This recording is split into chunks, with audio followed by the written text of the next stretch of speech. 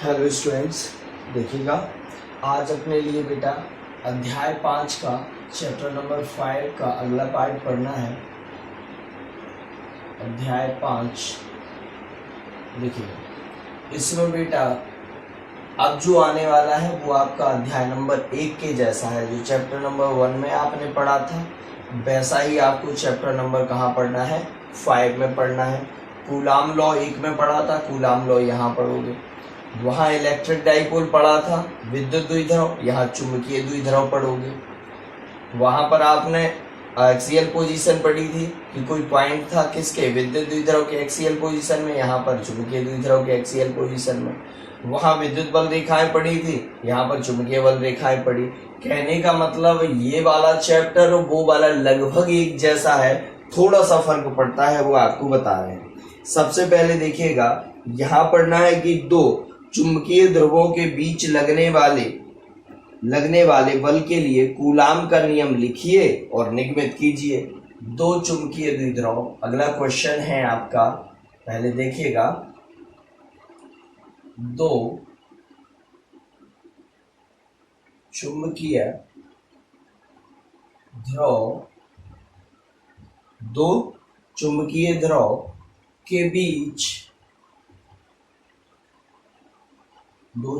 ध्रुव के बीच लगने वाले बल के लिए कूलाम नियम लिखिए। कूलाम अच्छे से देखना बेटा, है ना, कूलाम नियम लिखिए एवं निगमित कीजिए, डराइव कीजिए बेटा, है ना, डराइव करना है, निगमित कीजिए। अब अच्छे से देखना ये प्रश्न कि दो चुंबकीय ध्रुव के बीच, अब यहाँ पर मैं ये कहूं कि दो चुंबकीय ध्रुव किसके बेटा, एक चुंबक के दो ध्रुव होते हैं क्या, दो चुंबकीय ध्रुव ये वाले नहीं बेटा, यहाँ दो चुंबकीय ध्रुव लेना है अलग अलग चुंबक के, क्योंकि हमें एक चीज सिखाई गई कल, बहुत अच्छे से देखना। अगर ये एक चुंबक है बेटा तो इसका ये नॉर्थ पोल होगा, ये साउथ पोल होगा। जैसे इसकी ध्रुव प्रबलता m है तो मजबूरी में इसकी भी m लेनी पड़ेगी। अगर इसकी ध्रुव प्रबलता, पोल स्ट्रेंथ अगर इसकी m1 है तो इसकी भी m1 लेनी पड़ेगी। रीजन, ऐसा नहीं ले सकते कि इसकी m1 इसकी m2, क्योंकि एक ही चुंबक की दोनों पोल की जो स्ट्रेंथ होती है हमेशा हमेशा हमेशा समान होती है बेटा। कभी भी इसकी पोल स्ट्रेंथ और साउथ पोल की पोल स्ट्रेंथ अलग अलग नहीं होगी। कहने का मतलब पोल स्ट्रेंथ दोनों की क्या होती है, सेम होती है। और एक बात और सुनना अच्छे से, अगर मैं कहूं इंटेंसिटी ऑफ मैग्नेटिक फील्ड, चुंबकीय क्षेत्र की तीव्रता निकलती कैसे है, तो ओरिजिनल तरीका सुनना। जैसे विद्युत क्षेत्र की तीव्रता कैसे निकलती थी, अपन कहते थे भैया ये बताओ, ये कोई आवेश है, ये उसका क्या हो गया, विद्युत क्षेत्र। आप बाहर से कोई परीक्षण आवेश यहाँ लाओगे तो इस पर ये वाली विद्युत क्षेत्र, इसका प्लस क्यू का विद्युत क्षेत्र इस Q0 पर यहाँ बल नहीं लगाएगा, लेकिन जैसे इसकी क्षेत्र में आएगा तो इस पर क्या लगाने लगेगा, बल। तो ये E कैसे निकलता था, लगने वाला बल यहाँ आएगा तो इस पर बल लगेगा, और आया कौन है, Q0, सो यहाँ लिख देते थे। इसका मात्रक होता था न्यूटन और इसका होता था कूलाम। सो न्यूटन पर कूलाम किसका हो जाता था, विद्युत क्षेत्र की तीव्रता का क्या हो जाता था, न्यूटन पर कूलाम। या न्यूटन पर इसका एक और मात्रक है एम्पियर, बोलो, न्यूटन पर एम्पियर सेकंड बनेगा। तो ये ऐसे निकला था। सेम तो बेटा ये निकलना है। देखो ये पढ़ा था आपने कहां पर, अध्याय नंबर 1 में, चैप्टर नंबर कहां बेटा, 1 में पढ़ा था आपने कि ये था विद्युत क्षेत्र की तीव्रता, intensity of electric field F, यानी आप परीक्षण आवेश को कहां से उठा कर लाए हो, अनंत से यहां तक लाओगे इसके किसी बिंदु पर। इस बार परीक्षण आवेश को नहीं लाना है, मान के चलिएगा ये मैग्नेट रखा है, इस मैग्नेट की पोल स्ट्रेंथ कितनी है बेटा, m, या इसने मैग्नेटिक फील्ड बनाई। अब यहाँ पर आप उत्तरी ध्रुव को लाओगे, कहते हैं ना एकांक उत्तरी ध्रुव, जैसे यहाँ एकांक आवेश को आप उठाकर लाए थे, यहाँ एकांक उत्तरी ध्रुव को, तो ये एकांक आवेश धनावेश को उठाकर लाने से यहाँ पर आपकी विद्युत क्षेत्र की तीव्रता निकलती थी। यहाँ एकांक उत्तरी ध्रुव, मान के चलिए ये चुंबक लाए, ये चुंबक का यहाँ कौन सा ध्रुव ले आए, उत्तरी ध्रुव, इसकी मैग्नेटिक स्ट्रेंथ, पोल स्ट्रेंथ कितनी है बेटा, m है। तो यहाँ पर जैसे ही आएगा तो इस चुंबक का चुंबकीय क्षेत्र क्या करेगा, इस पर बल लगाएगा। तो यहाँ पर v बराबर क्या आ जाएगा, चुंबकीय क्षेत्र की तीव्रता F अपॉन किसको उठाकर लाए, नॉर्थ पोल, नॉर्थ पोल की ताकत कितनी है बेटा, m, तो बस F अपॉन m। तो ये इकाई का मात्रक हो जाएगा। देखो इसका मात्रक होता है न्यूटन और पोल स्ट्रेंथ का होता है एम्पियर मीटर। क्या होता है बेटा, एम्पियर मीटर। ध्यान रखना पोल स्ट्रेंथ का मात्रक क्या होता है, एम्पियर मीटर, और ये आ जाएगा न्यूटन। सो आ जाएगा न्यूटन पर एम्पियर मीटर, ये इकाई का मात्रक हो जाएगा चुंबकीय क्षेत्र की तीव्रता का। और ये नहीं लिखना तो एक और था, कौन सा बेटा, एक और था टेस्ला, टेस्ला भी लिख देते हैं। तो यहाँ तो आपको याद रखना है कि न्यूटन पर एम्पियर मीटर कहाँ से आया है पता चला, यहाँ है F अपॉन Q0, यहाँ F अपॉन M, क्योंकि यहाँ आवेश आता है और यहाँ चुंबक यानी चुंबक की ताकत आती है। बात समझ रहे कि नहीं, पोल स्ट्रेंथ आती है, चुंबक आया यानी नॉर्थ पोल आया, इसका मतलब ये है कि यहाँ पर उसकी पोल स्ट्रेंथ कितनी है, M, तो M से भाग देंगे। तो ये फॉर्मूला कंठस्थ करके रखो, कभी आप इसका मात्रक नहीं भूलोगे, किसका, चुंबकीय क्षेत्र की तीव्रता का कभी नहीं भूलोगे अगर ये याद रहेगा। इससे दो मात्रक याद हो गए बेटा, एक हो गया न्यूटन इसका और पोल स्ट्रेंथ का भी याद रख पाओगे, कितना, एम्पियर मीटर। तो अलग से आ जाता है कभी कभी कि ध्रुव प्राबल्य या ध्रुव प्रबलता या इंग्लिश में पोल स्ट्रेंथ का मात्रक और विमेय सूत्र लिखिए तो एम्पियर मीटर, एम्पियर के लिए ए और मीटर के लिए एल, सो आ जाएगा AL। विमेय सूत्र भी निकल गया इसका, डायमेंशनल फॉर्मूला, समझ रहे कि नहीं। तो ऐसे ये अध्याय नंबर 1 से पूरा रिलेट करता है कि दो चुंबकीय ध्रुव के बीच लगने वाला चाहे आकर्षण बल हो या प्रतिकर्षण बल, जैसे कहते हैं ना दो आवेशों के मध्य लगने वाला आकर्षण या प्रतिकर्षण, तो यहाँ आवेश क्या लेते थे, Q1 और Q2, लेकिन बाद में जब आप ध्रुव लेने लगते थे तो यहाँ Q1 Q2 ना लेके क्या लेते थे, प्लस Q और माइनस Q, या यहाँ माइनस Q लेते थे, यहाँ पर क्या लेते थे, प्लस Q। ये ट्रेंड बना के रखा था कि सर माइनस यहाँ लेंगे प्लस, लेकिन सेम 10 यहाँ तो 10 यहाँ लेने लगते थे, वो बात की बात है। लेकिन जब कूलाम नियम पढ़ा था तब तो Q1 और Q2 लेके पढ़ा था, जैसे यहाँ पर पोल स्ट्रेंथ M1 और M2 लेके पढ़ेंगे। और M1 और M2 एक चुंबक की नहीं ले पाओगे, क्योंकि आप अगर ये कहोगे कि सर ये M1 और ये M2, हम कहेंगे गलत। क्यों गलत, क्योंकि एक ही चुंबक की दोनों ध्रुव की प्रबलता अलग अलग नहीं हो सकती। एक ही चुंबक की दोनों ध्रुव की, दोनों पोल की जो पोल स्ट्रेंथ होती है, ध्रुव प्रबलता होती है, ध्रुव प्राबल्य होती है, वो हमेशा समान होती है। तो हम यहाँ एक चुंबक ना लेके क्या लेंगे बेटा, दो, तो बोलेंगे किन्हीं दो चुंबकीय ध्रुव। देखिएगा इसका जब आंसर लिखेंगे, आंसर में क्या आ जाएगा बेटा, किन्हीं दो चुंबकीय ध्रुव,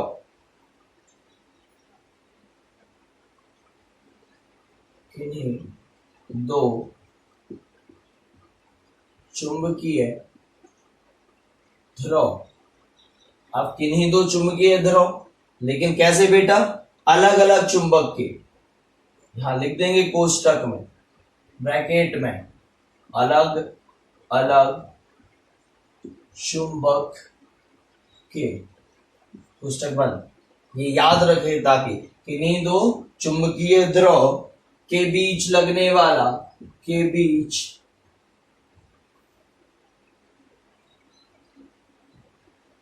लगने वाला कौन सा बेटा, आकर्षण की प्रतिकर्षण। जब तक हम ये नहीं बताएंगे एक चुंबक यहां ले आए, एक चुंबक यहां ले आए, इसकी ध्रुव प्रबलता M1 तो इसकी कितनी होगी, M1, इधर अगर M2 है तो इधर कितनी होगी, M2, क्योंकि समान होती है एक चुंबक की दोनों की M2, एक चुंबक के दोनों ध्रुव की M1। तो इनके मध्य कौन सा लगेगा, आकर्षण लगेगा कि प्रतिकर्षण।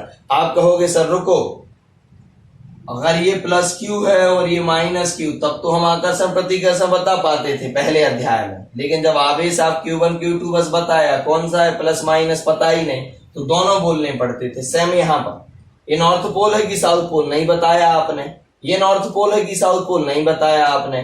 तो अगर ये NN रहा होता तो प्रतिकर्षण लगता रिपल्सन, SS लगा होता तो भी प्रतिकर्षण लगता, एन एस होता तो आकर्षण लगता, एस एन होता तो आकर्षण लगता, साउथ नॉर्थ होते तो आकर्षण लगता, नॉर्थ साउथ होते तो आकर्षण लगता, अलग अलग होते तो आकर्षण लगता और समान होते तो प्रतिकर्षण या रिपल्सन लगता।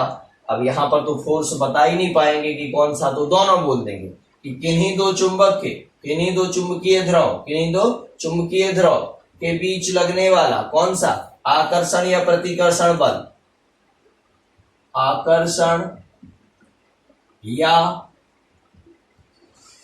प्रतिकर्षण बल, आकर्षण या प्रतिकर्षण बल उनकी ध्रुव प्रबलताओं के गुणनफल के, जैसे था उनके आवेशों के गुणनफल के, तो यहां क्या बोलोगे, उनकी ध्रुव प्रबलताओं, ध्रुव प्रबलताओं को क्या बोलते हैं, होल स्ट्रेंथ, ध्रुव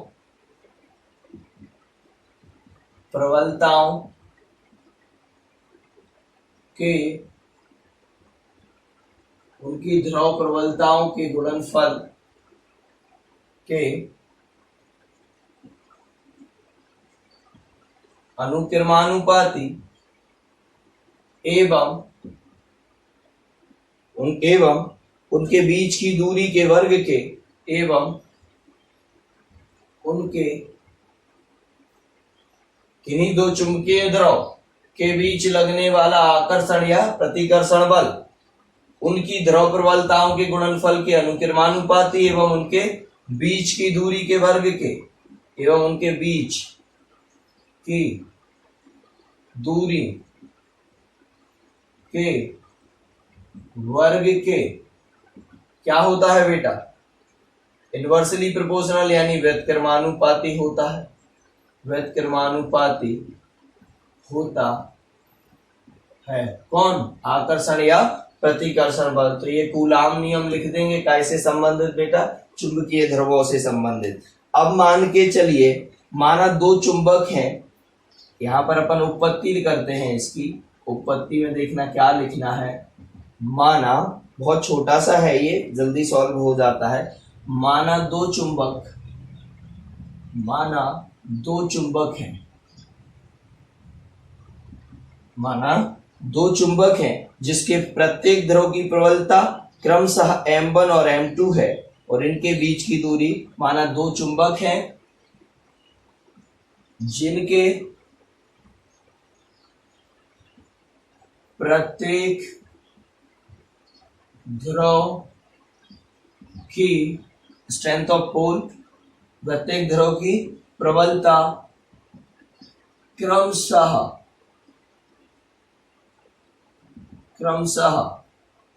क्या बेटा, क्रमशः m1 एवं m2 है और उनके बीच की दूरी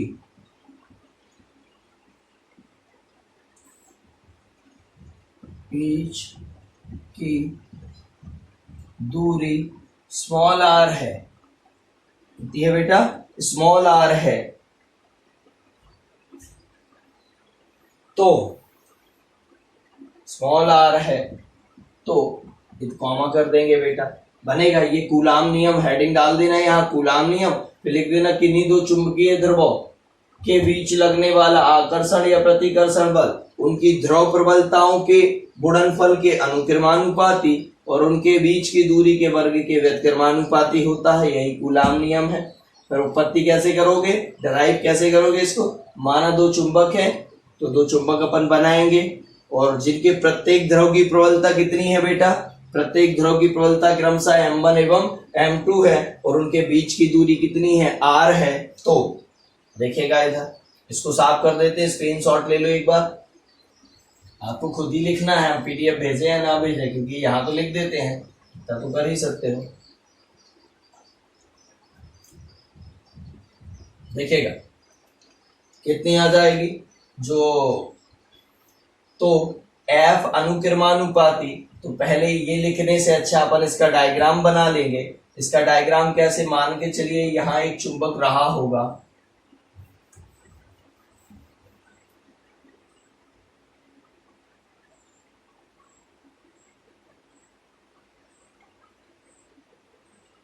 यहां पर भी एक चुंबक रहा होगा,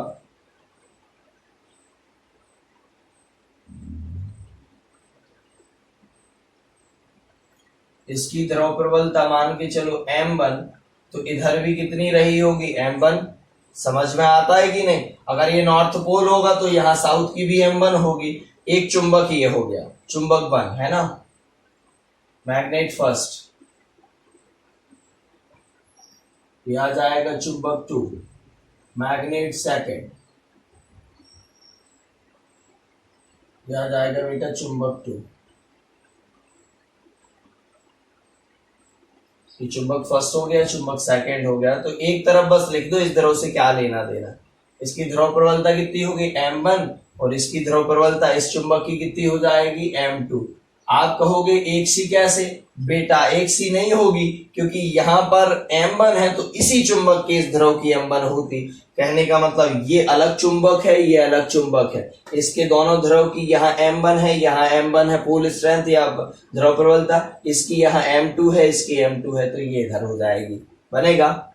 तो यहाँ पर देखेगा तो कहा है इन दोनों चुंबकों को बनाया और इनके बीच की जो दूरी लेनी है वो कितनी लेनी है बेटा? Small r।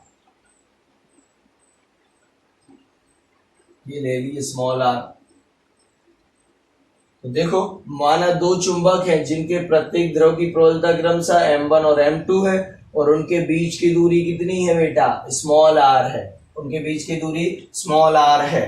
तो F चाहो तो इसके ये जो लिख रहा है ये है ना, इसके ऊपर पहले क्या बना देना? डायग्राम। मतलब उत्पत्ति में डायरेक्ट क्या बनाना? पहले डायग्राम, फिर ये लिखना, फिर तो करके याद आना। F अनुकिरमानुपाती। तो देखो क्या कहा है कि किन्हीं दो, अच्छा इनके बीच में आकर्षण लगेगा कि प्रतिकर्षण? आप कहोगे पहले पोल बताओ कौन से। अगर ये नॉर्थ है, ये नॉर्थ है तो सर प्रतिकर्षण। अगर ये साउथ है, ये साउथ है तो प्रतिकर्षण। अगर ये नॉर्थ है, ये साउथ है तो आकर्षण, अट्रैक्शन लगेगा। और अगर ये वाला साउथ है, ये नॉर्थ है तो भी अट्रैक्शन लगेगा। लेकिन अगर सेम हो जाएंगे तो आपने कुछ नहीं बताया तो आकर्षण या प्रतिकर्षण बल इन दोनों के ध्रुव प्रबलताओं के गुणनफल के, तो m1 इंटू m2 ध्रुव प्रबलताओं के गुणनफल के अनुक्रमानुपाती होता है। कौन? लगने वाला आकर्षण या प्रतिकर्षण बल, लगने वाला ट्रैक्शन और या रिपल्सन फोर्स। बनेगा समीकरण नंबर कौन सा बेटा? 1। एवं उनके बीच की दूरी के वर्ग के क्या होता है? व्युत्क्रमानुपाती होता है। इक्वेशन नंबर कौन सी? सेकंड। देखिएगा जैसा वहां किया था लगभग वैसा ही कर रहे हैं। फर्क यहाँ था, यहाँ Q1 Q2 था, यहाँ आवेश होते थे। इस बार यहाँ पर क्या होंगे? चुंबक के ध्रुव होंगे। तो बाकी सेम है। समीकरण 1 और 2 से क्या करना है बताओ जल्दी फटाफट। समीकरण 1 और 2 से, समीकरण 1 व 2 से बोलो बेटा। समीकरण 1 और 2 से दोनों को बार बार लिखने से अच्छा एक बार कंबाइन कर देंगे इक्वेशन को। ऊपर आ जाएगा कितना बेटा? m1 इंटू m2 दोनों ध्रुव की पोल स्ट्रेंथ का गुणनफल कर दिया और यहाँ पर आएगा दूरी का स्क्वायर।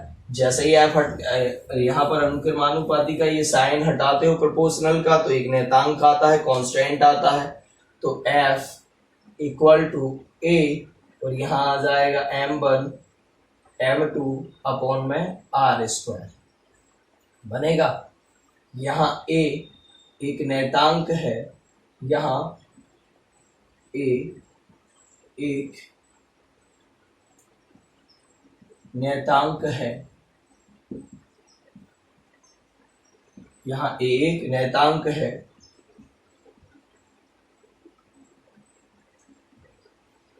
जिसका मान A बराबर μ0 अपॉन 4 पाई है।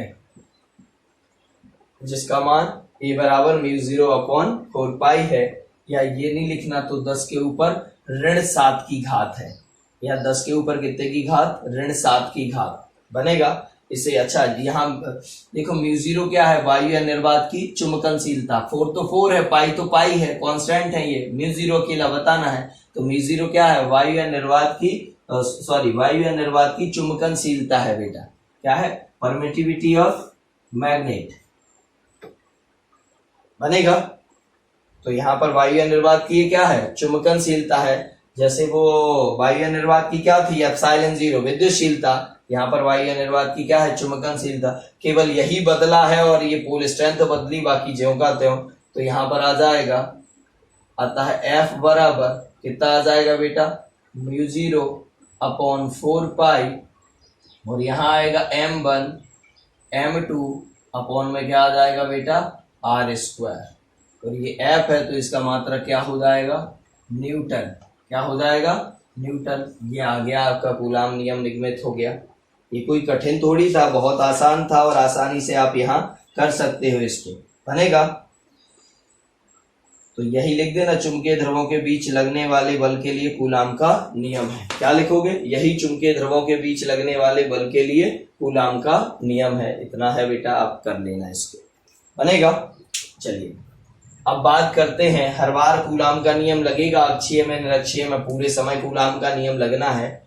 आप कूलाम का नियम लगना है तो एक चुंबक के लिए बता देते हैं। अब ये 2 के लिए था, अब एक के लिए बताते हैं। जैसे वहां 2 Q1 और Q2 आवेश के लिए पढ़ा था, फिर चुंबकीय द्विध्रुव के लिए पढ़ा था, सॉरी विद्युत द्विध्रुव के लिए पढ़ा था। अब किसके लिए पढ़ेंगे, चुंबकीय द्विध्रुव या चुंबक के लिए। ठीक, इतना तो बनेगा। ये कहां से आया, नियतांक क्या आता है, μ0/4 इसका मान कितना होता है, 10 के ऊपर ऋण 7 की घात, याद रखना है ना।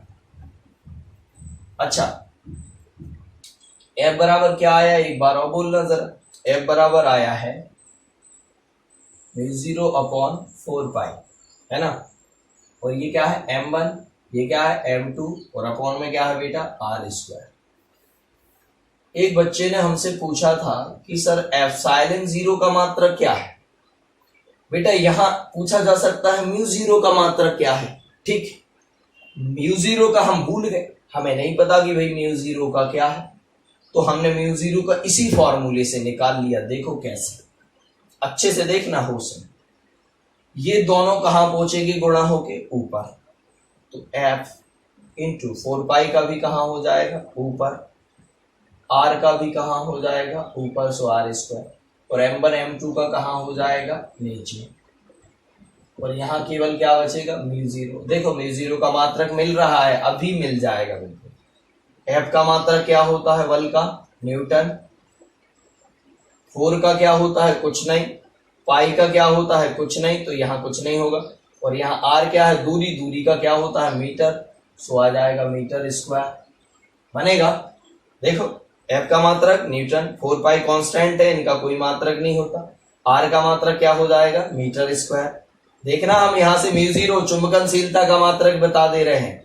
बात समझ आ रही कि नहीं, चुंबकनशीलता का मात्रक बता रहे हैं यहाँ पर।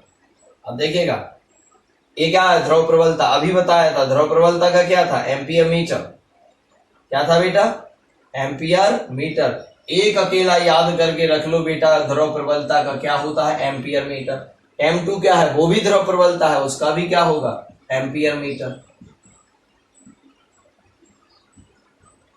होगा कि नहीं, देखना चुंबकनशीलता का बन रहा है यहाँ से। एम्पियर और एम्पियर का गुणा, एम्पियर², मीटर का मीटर और मीटर²। मीटर से मीटर ऊपर का कैंसिल, 1 मीटर 2 मीटर m², और ये m² कैंसिल। एम्पियर का एम्पियर में होगा एम्पियर², तो इसका क्या आ गया, न्यूटन पर एम्पियर²। न्यूटन पर एम्पियर²। ध्यान रखिएगा, इकाई का मात्रक हो गया μ0 का। ये μ0 का मात्रक निकल रहा है, μ0। चाहो तो आप इसको लिख लो, स्क्रीनशॉट ले लो, इतना अलग से नोट बना के लिख देना। इकाई का मात्रक है चुंबकनशीलता।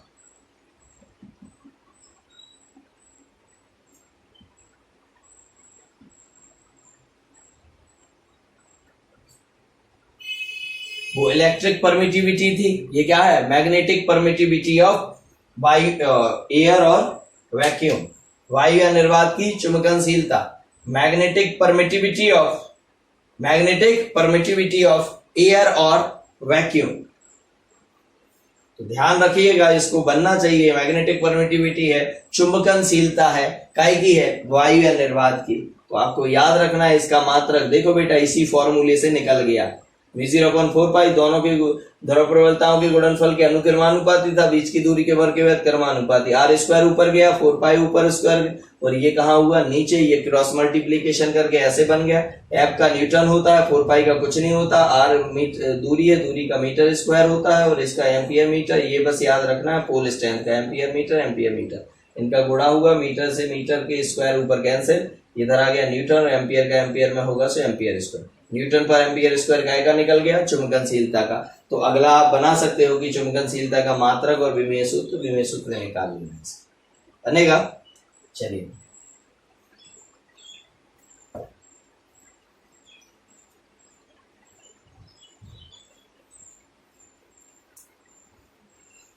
ये हो गया बेटा कूलम। अब बता देते हैं एक चुंबक के लिए कैसे करेंगे कूलम नियम। यहाँ क्या होता है बेटा, जब एक चुंबक की मान के चलिए इसकी ध्रुव प्रबलता कितनी है, m है, कितनी है m, इसके पास में अगर यहाँ पर इसकी अक्ष हो गया ना, इसकी अक्षीय स्थिति में कोई बिंदु P है, तो आपको जब इस ध्रुव के कारण इस पर तीव्रता निकालनी होगी, फिर इस ध्रुव के कारण इस पर तीव्रता निकालोगे, तो यहां से यहां तक की आपको दूरी चाहिए पड़ेगी, और जब इस ध्रुव से निकालोगे तो यहां से यहां की दूरी चाहिए पड़ेगी। समझ में आ रही कि नहीं बात?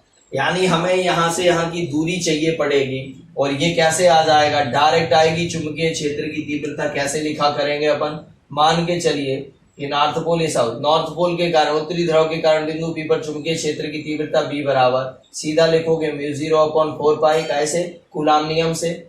और किस ध्रुव के कारण है, M के कारण, मतलब इसकी ध्रुव प्रबलता कितनी है M, तो ऊपर आ जाएगा M, और अपॉन में यहां से यहां तक की दूरी अगर R है तो कितना आ जाएगा R स्क्वायर। अगर जितनी भी होगी वो बात की बात, लेकिन यहाँ दूरी का क्या लिख दोगे, वर्ग। ऊपर केवल एक पोल की लिखोगे M अपॉन, क्योंकि दोनों का गुणनफल नहीं करोगे, यहाँ दो चुंबक नहीं है, कितने चुंबक है, एक ही चुंबक है, और एक ही चुंबक के कारण उस बिंदु पर निकाल रहे, केवल एक ही पोल स्ट्रेंथ आएगी ऊपर, बनेगा।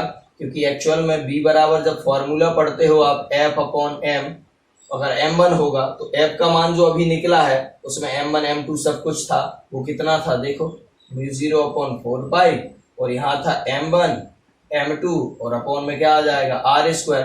तो एक M1 से एक M1 कैंसिल, तो केवल एक ही पोल स्ट्रेंथ बचती है, देखो केवल क्या बची है M2, तो B बराबर कितना आ जाएगा μ0/4, यहाँ आ जाएगा M2 अपॉन R स्क्वायर। कहने का मतलब M2 का मतलब M, एक पोल स्ट्रेंथ बचती है, और बाकी क्या हो जाती है, कैंसिल। अगर तीव्रता, तो तीव्रता में कितनी पोल स्ट्रेंथ होती है, एक, और फोर्स में कितनी पोल स्ट्रेंथ होती है, दो। जैसे वहां पर चुंबकीय क्षेत्र की तीव्रता में कितने आवेश थे, एक आवेश हुआ करते थे, 1/4πε0, और यहाँ होता था Q1 अपॉन, या Q अपॉन प्लस Q या माइनस Q, कुछ भी होता था, और अपॉन में होता था R स्क्वायर ऐसे, या R प्लस A का स्क्वायर, कुछ भी नीचे। बात समझ रहे कि नहीं? तो यहाँ एक होता था, रीजन क्योंकि E के फॉर्मूले में होता था F अपॉन Q। अब यहाँ F में क्या होता था, Q1 Q2, तो एक Q कैंसिल हो जाता था, होता था कि नहीं, तो केवल एक मिलता था। यानी वहां पर बल में कितने आवेश मिलते थे, दो। यहाँ बल में कितने ध्रुव मिलेंगे, दो, M1 और M2। बात समझ रहे कि नहीं, ध्रुव नहीं, ध्रुव प्रबलता दो मिलेंगी। जबकि तीव्रता की बात कर ले, इंटेंसिटी की, चाहे B हो चाहे E में एक आवेश मिलता था वहां, यहाँ पर एक पोल की स्ट्रेंथ मिलेगी, केवल क्या, M। इतना याद रख लो बस, कुछ भी नहीं। पोल स्ट्रेंथ का मात्रक एम्पियर मीटर, पोल स्ट्रेंथ का मात्रक एम्पियर मीटर, ध्रुव प्रबलता का एम्पियर मीटर, ध्रुव प्रबलता का एम्पियर मीटर, ध्रुव की ताकत का एम्पियर मीटर, यानी M, स्मॉल m बनेगा। अब अगला क्वेश्चन आता है,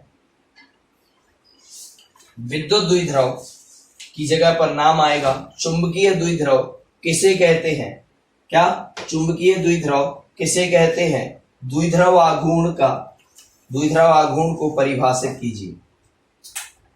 लेकिन द्विध्रुव आघूर्ण कौन सा, डाइपोल मूवमेंट कौन सा, वहां इलेक्ट्रिक डाइपोल मूवमेंट पढ़ा था, यहां पर पढ़ोगे क्या, इलेक्ट्रिक डाइपोल मूवमेंट पढ़ा था, यहां पर पढ़ना है आपको क्या बेटा, मैग्नेटिक डाइपोल मूवमेंट। क्या पढ़ना है, मैग्नेटिक डाइपोल मूवमेंट। तो यहां पर अगला है, चुंबकीय द्विध्रुव किसे कहते हैं, चुंबकीय द्विध्रुव आघूर्ण को परिभाषित कीजिए। क्वेश्चन अगला है ना, चलिए ये क्वेश्चन ही मिटा देते हैं, ये तो हो चुका है।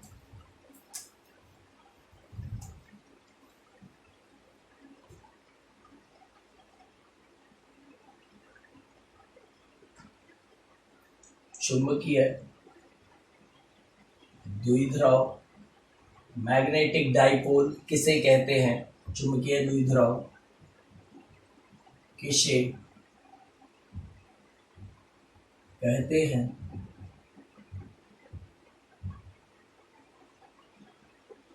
इसका मात्रक एवं चुंबकीय द्विध्रुव किसे कहते हैं? चुंबकीय द्विध्रुव आघूर्ण को परिभाषित कीजिए। Explain the definition of magnetic dipole moment. परिभाषित कीजिए। चलिए चुंबकीय द्विध्रुव बनाए। चुंबकीय द्विध्रुव कैसे बनेगा? ये बन गया चुंबकीय द्विध्रुव। एक अकेला दंड चुंबक, एक अकेला सीधा चुंबक, दंड चुंबक मतलब ये सीधा चुंबक, एक अकेला दंड चुंबक जिसके प्रत्येक ध्रुव की प्रबलता m, ध्रुव प्रबलता अंदर ही लिखा करो ऐसे, एक अकेला सीधा दंड चुंबक जिसके प्रत्येक ध्रुव की प्रबलता स्मॉल m एक सी होगी बेटा। अगर m1 तो यहाँ भी m1, यहाँ m2 तो यहाँ भी m2, यहाँ m तो यहाँ पर m, क्योंकि एक चुंबक है। तो एक सीधे दंड चुंबक जिसके प्रत्येक ध्रुव की प्रबलता m और इसकी इफेक्टिव लेंथ प्रभावकारी और ज्यामिति पड़ी है, लेकिन हमें ज्यामितीय लंबाई का तो कोई उपयोग नहीं है, क्योंकि हर बार हम चुंबक की कौन सी लंबाई माना करेंगे? इफेक्टिव लेंथ यानी प्रभावकारी लंबाई, जो ज्यामितीय से थोड़ी कम मिलती है। आप जानते हैं इफेक्टिव कुछ कम होती है, तो आपको तो ये मानना है कि इसकी इफेक्टिव लेंथ कितनी है बेटा? तो इसकी इफेक्टिव लेंथ का नाम लिख देना 2L। आप कहोगे 2A नहीं ले सकते, 2A भी ले सकते, 2D भी ले सकते, जो लेना आपको, मैंने 2L ले ली। बात समझ रहे कि नहीं? आप कहोगे L क्यों नहीं ली? क्योंकि जब इसको आधा आधा करेंगे तो यहाँ L/2 करना पड़ेगा, उसमें दिक्कत होगी कैलकुलेशन में। तो जब इसको अब आधा आधा करोगे तो इधर L आ जाएगा, इधर L, कुल मिला के 2L, इसलिए थोड़ा कैलकुलेशन सरल रहे इसलिए। ठीक, तो चुंबकीय द्विध्रुव किसे कहते हैं? एक अकेला दंड चुंबक जिसकी, एक अकेला दंड चुंबक, सीधा चुंबक, एक अकेला दंड चुंबक जिसके प्रत्येक ध्रुव की, ये देखो नॉर्थ पोल, नॉर्थ पोल को हमेशा इधर ही बनाना बेटा। क्या है? देखो तरीका तो कुछ भी हो सकता है कि इधर भी बना लो, इधर भी बना लो, कहीं भी, किसको S को इधर, N को इधर लिख लो, सब चल जाता है, लेकिन इससे कैलकुलेशन सरल रहेंगी आपकी अगर ऐसा करोगे जैसा हम बता रहे हैं। नॉर्थ को इधर लेना, जैसे प्लस आवेश को इधर लेते थे विद्युत द्विध्रुव में, इलेक्ट्रिक डाइपोल में, जैसे यहाँ पर किसको लेना? नॉर्थ पोल को, सरल पड़ेगा। तो यहाँ पर देखना, चुंबकीय द्विध्रुव एक अकेला दंड चुंबक जिसके प्रत्येक ध्रुव की प्रबलता स्मॉल m और इसकी प्रभावकारी लंबाई क्या हो? 2L हो। इसकी प्रभावकारी लंबाई कितनी हो? 2L हो। तो इसे क्या कहा जाता है? चुंबकीय द्विध्रुव कहा जाता है। बनेगा। तो चुंबकीय द्विध्रुव की क्या लिखना? डेफिनेशन में क्या लिखना है? तो यहाँ पर चित्र का नाम लिख देना। काय का चित्र है ये? चुंबकीय द्विध्रुव का।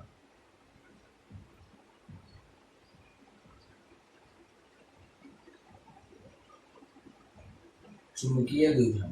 अब इसकी डेफिनेशन हम लिख नहीं रहे हैं, इसकी डेफिनेशन आपको हम बता दे रहे हैं। क्या? अच्छे से सुनना। पहले काय की बोल रहे हैं? चुंबकीय द्विध्रुव की। फिर काय की बोलेंगे? चुंबकीय द्विध्रुव आघूर्ण की।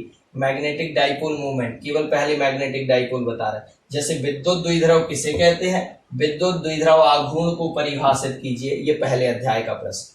और चुंबक की जगह पर क्या लगा, विद्युत की जगह क्या लगा दो अब? चुंबक। यानी चुंबकीय द्विध्रुव किसे कहते हैं? तो एक अकेला दंड चुंबक। अच्छे से सुनो परिभाषा। एक अकेला दंड चुंबक जिसके प्रत्येक ध्रुव की प्रबलता स्मॉल m हो और प्रभावकारी लंबाई या इफेक्टिव लेंथ 2L हो, तो उसे क्या कहा जाता है? चुंबकीय द्विध्रुव। इस निकाय को क्या कहा जाता है? इस सिस्टम को क्या कहा जाता है? चुंबकीय द्विध्रुव कहा जाता है। फिर से सुना। एक अकेला दंड चुंबक जिसके प्रत्येक ध्रुव की पोल स्ट्रेंथ या ध्रुव प्रबलता स्मॉल m और इफेक्टिव लेंथ या प्रभावकारी लंबाई 2L हो, तो उसे चुंबकीय द्विध्रुव कहा जाता है, उसे मैग्नेटिक डाइपोल कहा जाता है, या उस सिस्टम को, उस निकाय को मैग्नेटिक डाइपोल कहा जाता है। बनेगा? ये आ जाएगा। अब अगली डेफिनेशन है चुंबकीय द्विध्रुव आघूर्ण, इसकी डेफिनेशन बोल रहे हैं, अभी बोली थी इसकी, बात समझ रहे कि नहीं। अब आएगा चुंबकीय द्विध्रुव आघूर्ण, तो वहां पर क्या होता था, किसी एक आवेश के परिमाण, वहां पर ऐसे बनाते थे आप देखो, यहाँ माइनस क्यू, यहाँ प्लस क्यू, और इनके बीच की दूरी क्या लेते थे, अल्प दूरी कितनी 2a लेते थे कि नहीं। तो वहां पर बोलते थे किसी एक द्रव के, किसी एक आवेश के परिमाण और उनके बीच की अल्प दूरी के गुणनफल को क्या कहते हैं, विद्युत द्विध्रुव आघूर्ण, यानी कि क्या कहते हैं, इलेक्ट्रिक डाइपोल मोमेंट P कहते थे।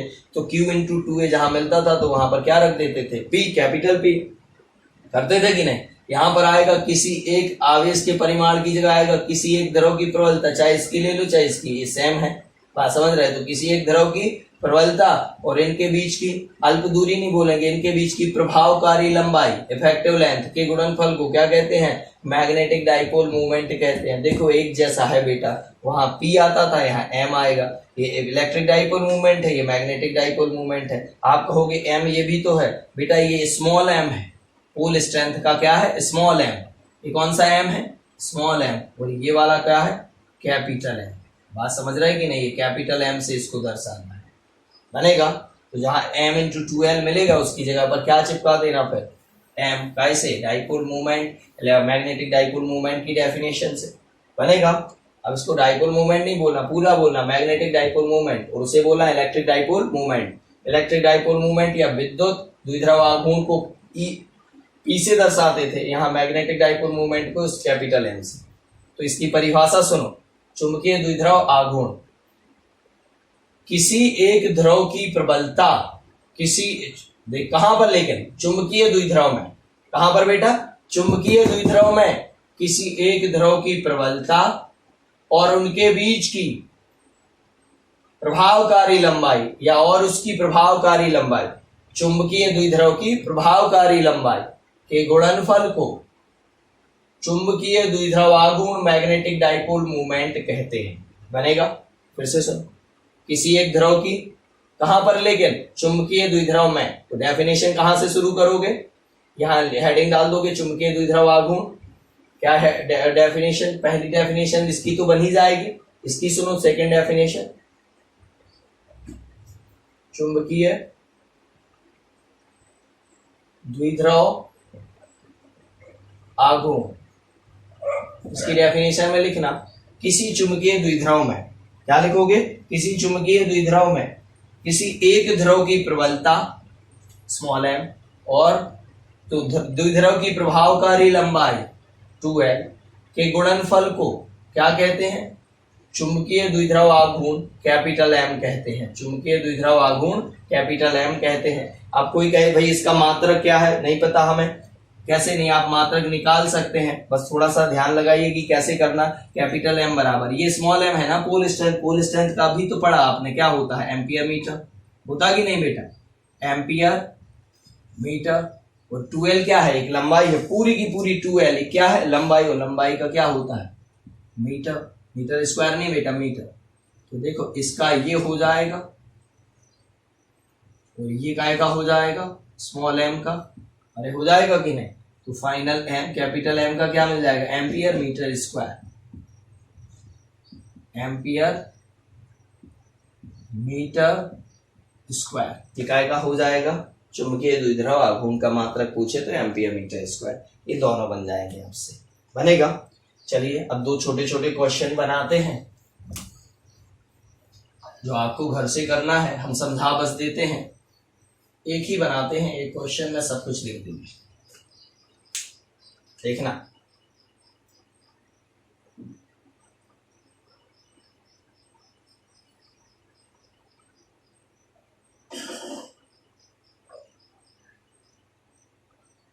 मैग्नेटिक परमिटिविटी या चुंबकनशीलता, कॉमा,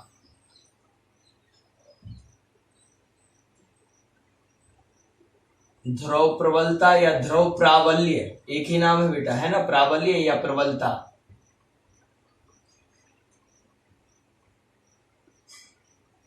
ध्रुव प्रबलता, चुंबकनशीलता, ध्रुव प्रबलता और चुंबकीय द्विध्रुव आघूर्ण,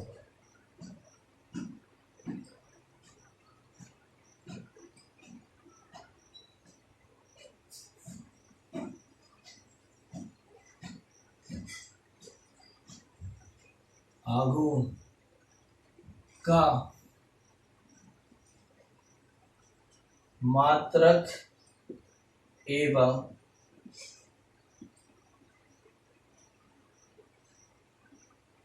विमेय सूत्र लिखो। का मात्रक एवं विमेय सूत्र लिखो। चुंबकनशीलता, द्रव प्रबलता और चुंबकीय द्विध्रुव आघूर्ण का मात्रक एवं विमेय सूत्र लिखो। चुंबकनशीलता का अभी बताया था निकाल के, भूल गए जैसे तो कैसे निकालना है। सबसे पहले आता है आपका चुंबकनशीलता, है ना। आंसर सबसे पहले क्या आता है बेटा, हेडिंग बीचों बीच लिख देंगे चुंबकनशीलता।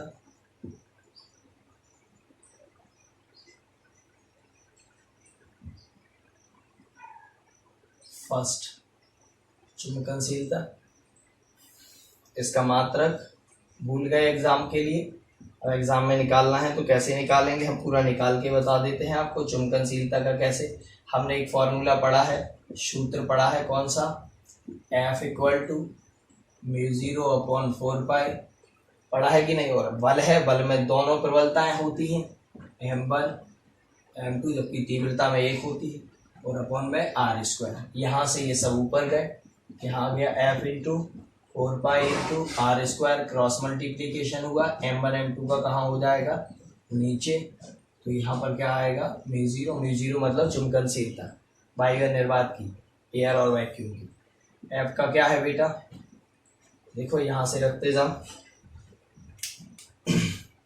इसका मात्रक क्या है, न्यूटन। इसका कुछ नहीं है, r² का क्या हो जाएगा, मीटर² हो जाएगा कि नहीं, अरे होगा या नहीं, बिल्कुल होगा बेटा। और अपॉन में इसका एम्पियर मीटर, इसका एम्पियर मीटर।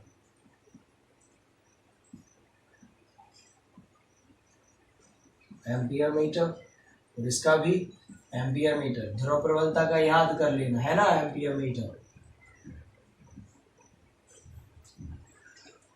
और यहाँ क्या आ जाएगा बेटा, μ0, 1 मीटर, 2 मीटर से मीटर² गया, इसका क्या आ जाएगा, न्यूटन बटे एम्पियर का एम्पियर में गुणा होगा, सो एम्पियर², ये μ0 का क्या हो जाएगा, मात्रक। तो ये मात्रक इसका क्या आ गया बेटा, Nm/A², Nm/A²। अब आता है विमीय सूत्र। विमीय सूत्र त्वरण का तो याद है ना, LT - 2, LT⁻², याद रखना, यहाँ फिर लग जाएगा शायद। न्यूटन का मात्रक है बेटा, बल का, बल बराबर क्या होता है, द्रव्यमान गुणा त्वरण। देखो न्यूटन क्या है, तो न्यूटन को बदल दिया, क्योंकि ये ना m आ पाएगा, LTA।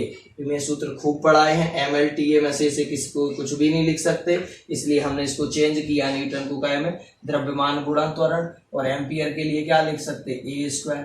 अब बताओ द्रव्यमान के लिए क्या आ जाएगा, m, त्वरण का याद है आपको कितना, L⁻², और अपॉन में आएगा A²। ऊपर पहुंचेगा तो फाइनल मात्रक क्या आ गया, देखो m L⁻²,